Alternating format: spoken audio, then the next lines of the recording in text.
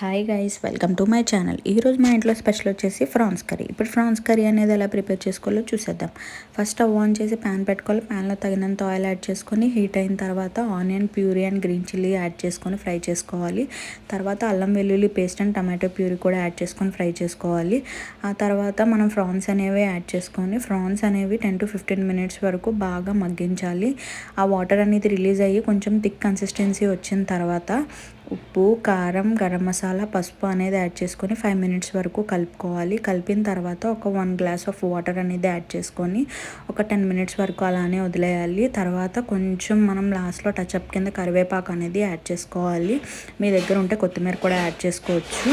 చూసారు కదా, లాస్ట్లో మన కర్రీ అనేది ఎలా వచ్చిందో ఫైనల్ టచ్ మీకు ఎలా అనిపించిందో కామెంట్ సెక్షన్లో కామెంట్ చేసి చెప్పండి. ఈరోజు మీ ఇంట్లో స్పెషల్ ఏంటనేది కూడా చెప్పండి. మా వీడియో మీకు నచ్చినట్టయితే do like, share and subscribe to our channel. Thank you.